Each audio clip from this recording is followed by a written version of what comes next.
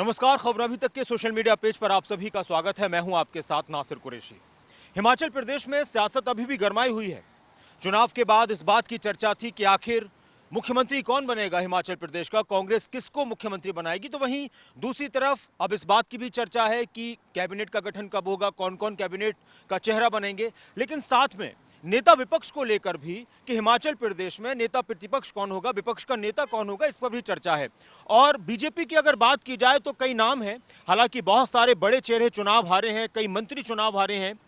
लेकिन एक बात यह भी है, खबर यह भी है कि हिमाचल प्रदेश के पूर्व मुख्यमंत्री जयराम ठाकुर और बीजेपी के राष्ट्रीय अध्यक्ष जो खुद हिमाचल प्रदेश से ही आते हैं, जेपी नड्डा, उनके बीच में चर्चा हुई है।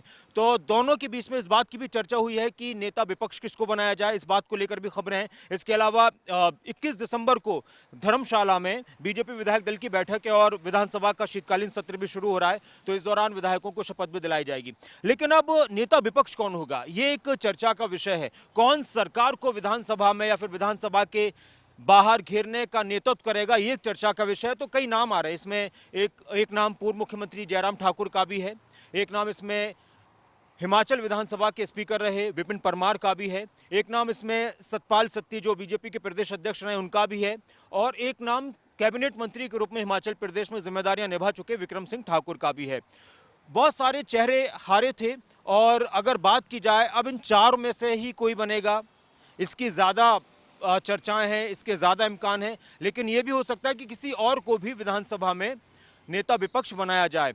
तो अब देखना होगा कि हिमाचल प्रदेश में आने वाले वक्त में सरकार के कामकाज को लेकर कौन पुरजोर तरीके से हमलावर रहेगा। अगर हम पिछले नेता विपक्ष की बात करें, नेता प्रतिपक्ष की बात करें, मुकेश अग्निहोत्री की, तो वो बहुत बेबाक तरीके से विधानसभा में और विधानसभा के बाहर सरकार को घेरते रहे, डायरेक्ट मुख्यमंत्री पर वो प्रहार करते रहे हैं। तो क्या इसी तरह का कोई तेज तर्रार चेहरा आएगा, या फिर अगर पूर्व मुख्यमंत्री की बात की जाए जयराम ठाकुर की, तो उनके बारे में कहा जाता है कि बहुत सहज और सरल स्वभाव के हैं। इसके अलावा और भी कई नाम हैं।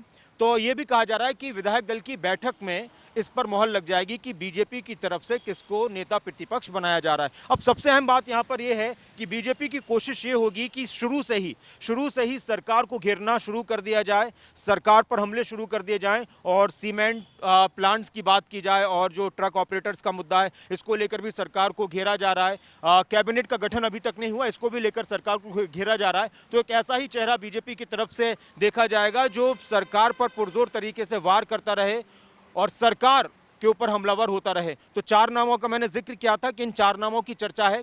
पूर्व मुख्यमंत्री जयराम ठाकुर, सुलह से विधायक और स्पीकर रहे विपिन परमार, ऊना से विधायक सतपाल सत्ती और जसवा परागपुर से विधायक और कैबिनेट मंत्री रहे विक्रम सिंह ठाकुर।